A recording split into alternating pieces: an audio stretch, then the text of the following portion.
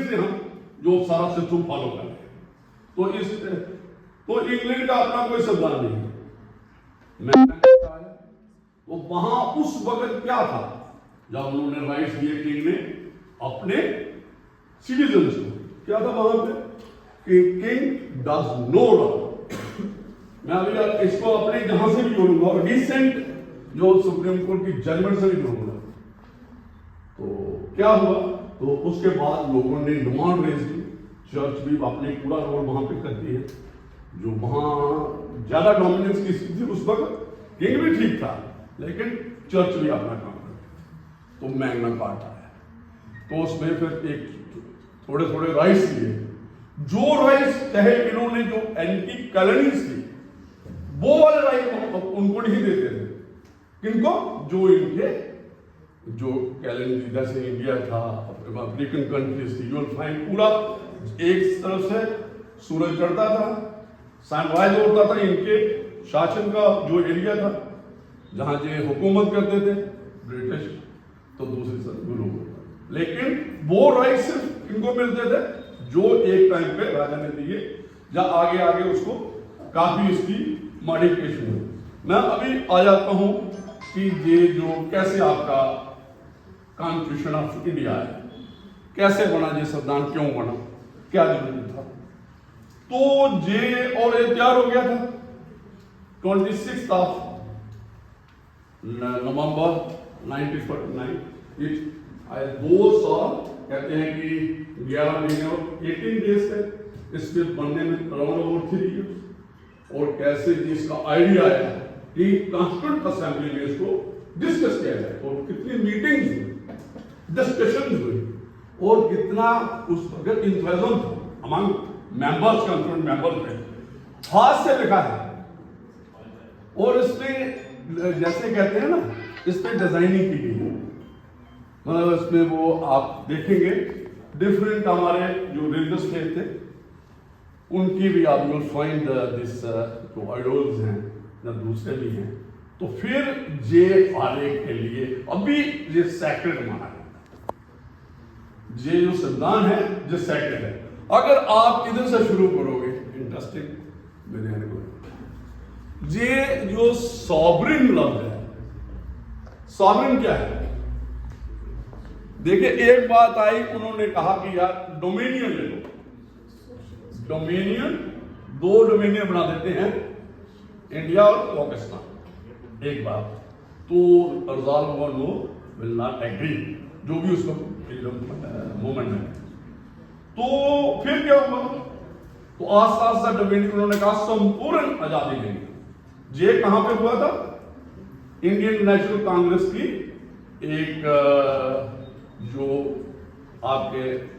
आपको जो पता होगा, नॉलेज होगी, ये दरियाए रावी के किनारे लाहौर में अधिवेशन था 29 को, 26 जनवरी को एक प्रण लिया कि हाँ संपूर्ण आजादी देंगे, और 23 को 1930 को, 26 जनवरी 1930 को ये सेलिब्रेट किया, तो संपूर्ण आजादी।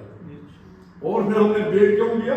यही कारण था, 26 नवंबर 1949 को अडॉप्ट कर लिया था, तैयार हो गया था, और उसके बाद हमने 26 जनवरी 1950 को, ये हिस्टोरिकल फैक्ट है, everybody is suppose to no.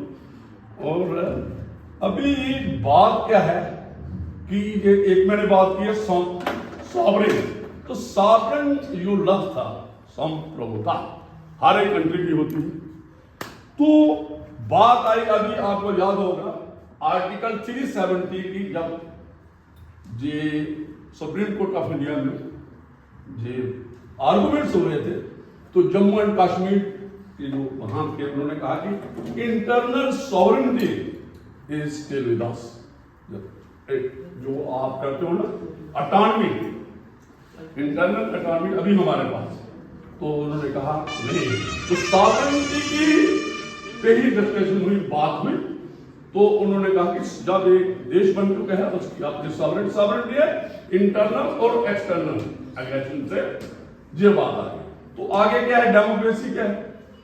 हमारी जो डेमोक्रेसी है, एक और बात आप नोट कर लो, रिप्रेजेंटेटिव है। रिप्रेजेंटेटिव हमारे चुने जाते हैं इलेक्टोरल प्रोसेस से, और वो कानून बनाते हैं, वो लॉ आपको बनाते हैं, चाहे पार्लियामेंट बनाए चाहे स्टेट लेजिस्लेचर जो भी है, जो टेरिटरी लेजिस्लेचर होती है वहां पे।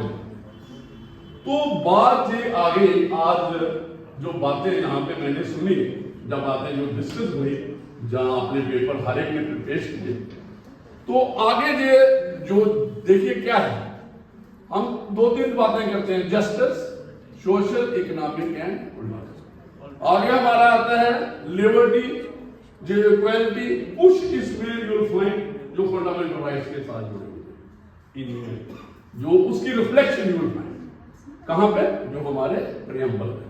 तो कुछ दूसरी साइड से हमारा क्या है, जो हमारे जो ऑब्जेक्टिव प्रिंसिपल्स हैं, जो ड्यूटीज हैं, और ऐड हुआ है सोशल। एक और डिस्कशन में आपको ये आइडिया दे दूं, सोशलिस्ट और सेकुलर वर्ल्ड, जो 42nd अमेंडमेंट है, तो वो ऐड हुए, और उस पर चर्चा यह है कि उसमें आप ये क्यों ऐड हुए, तो ये क्यों बात नहीं किए गए। लेकिन एक मैं बात कर लूं, आप पढ़ना, आगे आपको काम आएगा कि सोशलिस्ट और सेकुलर जो फैक्टर्स हमारा कॉन्स्टिट्यूशन पे पहले ही था, कि हमारे मिनॉरिटी को में हमने 25 से लेकर आर्टिकल 30 तक यू विल फाइंड प्रिजर्व किए हैं, और राइट टू इक्वालिटी की बात, और गोल्डन ट्रायंगल है हमारे पास, you will find article 14, 19 and 21, right of जो बात।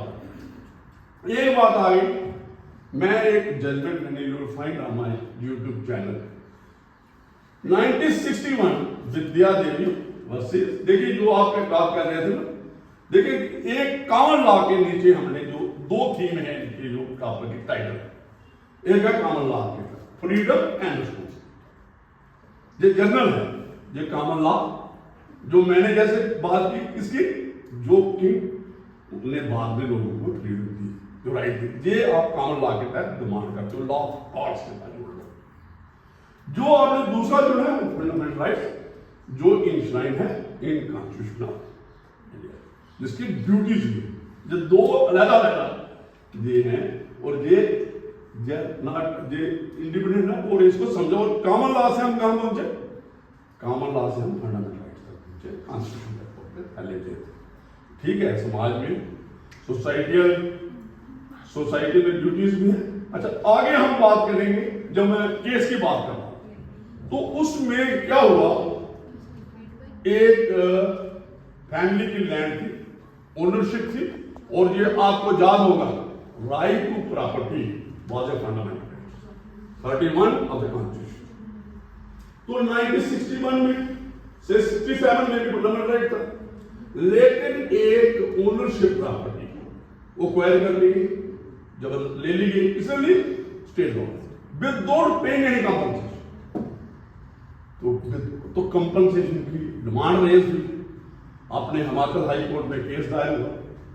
तो देखिए कितना आप कह सकते हो कि आप कहते हो कि आजादी मिल गई, फंडामेंटल राइट आ गए, हमें दूसरा आएगा, वहां एडवर्स पोजेशन का क्लेम रेज किया, किसने, कि 42 ईयर्स पहले हमने इस पे ये बनाई थी, क्या सड़क बनाई थी, रोड बनाया था, so we are not liable to pay the compensation to its owner. जी, एडवर्स पोजेशन आपको पता है क्या होता है, नोटोरियस पोजेशन होता है, हॉस्टाइल पोजेशन होता है, जबरदस्ती पोजेशन होता है, कॉलोनियल माइंडसेट से वी विल कंटिन्यू इट। तो स्टेट अगर कहे अपने सिटीजन के खिलाफ और डिनाई करे राइट किसका, तो फिर, और आज कानून आगे और आ चुका है, ये कंपनसेशन रिहैबिलिटेशन करना उसको, और फिर कंपनसेशन देना।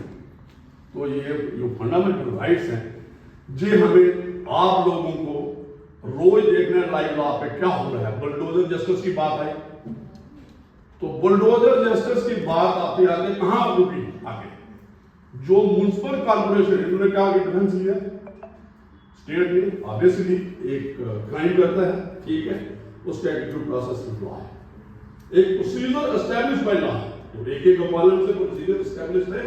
हम चले गए जो अपने मेनका गांधी के केस में प्रिंसिपल ऑफ नेचुरल जस्टिस, किसी ने जुर्म किया, राइटिंग में इन्वॉल्व था, मर्डर में इन्वॉल्व था, किसी भी इवेंट में, तो ट्रायल कोर्ट इन्वेस्टिगेशन है, पाई जा रहा है लॉ एंड लीगल, उसकी फैमिली का मकान कोर्ट लागू बलूर जज से, और अभी रिसेंट जजमेंट आई है, इट इज नॉट रिकॉग्नाइज्ड।